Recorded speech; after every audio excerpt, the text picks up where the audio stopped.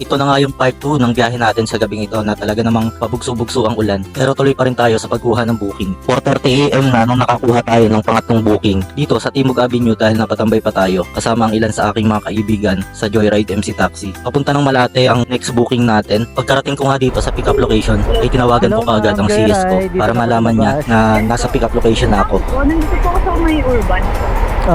Dito, sa tapat ng urban. Saka hazard yung motor ko. Sige po, nakita ko na po. Papunta na po. Sige. Okay po, bye-bye. Pagkarating ni ma'am ay inalo ko na din siya ng raincoat at shower cap dahil bigla na lang bumubuhos ang ulan para hindi na din kami titigil kung bigla man kaming abutin ng ulan Diyan habang muna. bumabiyahe. Tama. Green coat ka. Hairnet. Gusto mo? Hindi na. Baka lumakas yung ulan eh. Ito madam. Tinulungan ko na din si ma'am sa pagsusuot ng raincoat para masuot niya ng tama at maayos.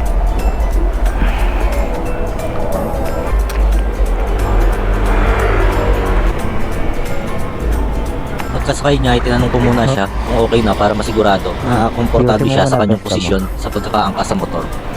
Okay na po. Nang masigurado na okay na siya ay nagpatuloy na kami sa biyahe. Nakarating na kami dito sa Malate. Lahat halos ng nakakasabay namin ay nakakaputi pa din dahil umaambon at bigla na lang lumalakas ang ulan. Dito ka lang ma'am. Opo. Dito lang po. Dito lang po. Ang biyahe na ito ay may fare na 168 pesos. 168 lang. 168. Ay, cash pala to. Wala ko Gcash yung ano. 170.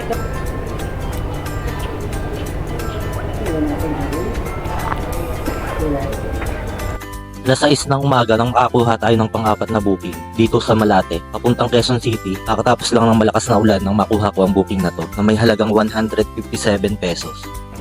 Sige, sige. Pero nung mapindot ng cellphone ko. Oh, boss. Raincoat ka muna.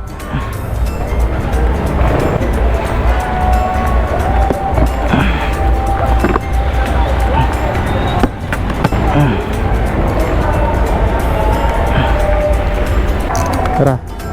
Nasa Top Avenue pa lang kami ay bumuhos na ulit ang malakas na ulan hanggang sa makarating kami dito sa Quezon Avenue. Meron na din kasamang hangin yung ulan kaya naman ingat talaga kapag ganito kalakas ang ulan.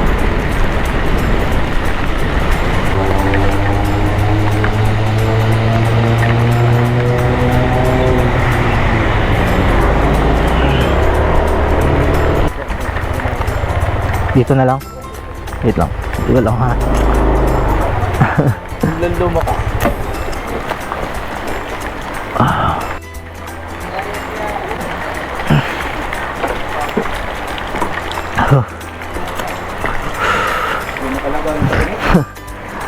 Bagyo na.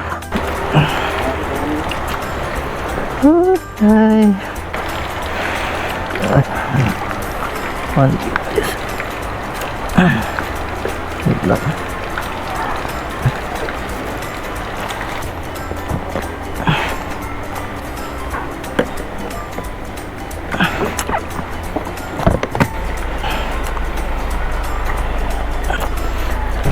Kaya doon lang ako sa may UB. Doon po, sa tabi. Nakakuha din agad tayo ng booking pagka-drop ko kay sir. Papunta naman ng BGC na napick up ko sa Santa Mesa Heights, Quezon City. Ay pera itong 224 pesos. Lumalabas. Kita. Up, Kaya ganda. ako sa likod. Oo nga. Oo nga, kalimutan. Yung mga nakakaiwan ng gamit nga dyan, madam. Yes. Ako yung nalala ko na eh.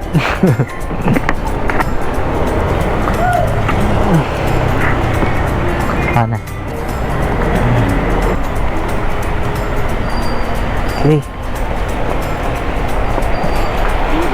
Sige, madam. Salamat. Kakadrop lang natin dito, mga idol. Pauwi na nga sana ako sa bahay namin sa Mandaluyong dahil malapit na lang ako from BGC nang pasukan pa ako ng isa pang booking dito sa Makati. Kaya kinuha ko na din dahil may tip na 50 pesos. Papuntang Tondo ang booking na nakuha ko. Joyride, bam? Jackie po yung pangalan. Sige, dito sa likod. May sauce ba yan? Sauce. wala naman. Dito na lang. Kaya lang medyo ano ha, okay lang, medyo basa na siya.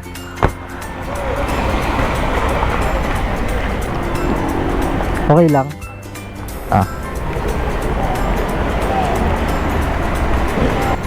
Lakas kasi ng ulan kanina eh. Ayan. Okay lang naman to magilid to. Ipit mo na lang yung bag mo para dito magilid tong pagkain. Ayan. Sige. Oops, dandan. Ayusin mo muna yung pesto mo, madam. May ano yan eh, may lock dito sa gilid.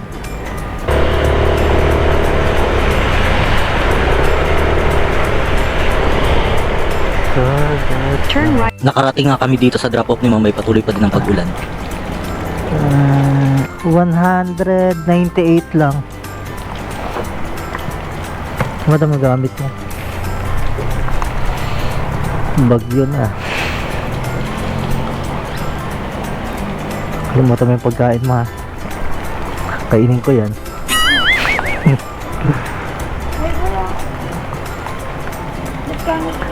$198. Sukli ka pa 2 piso. Okay na ta? Okay. Salamat. Yung foods mo.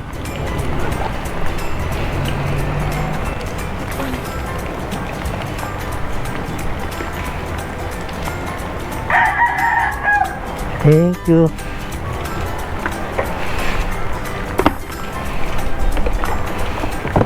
Alright.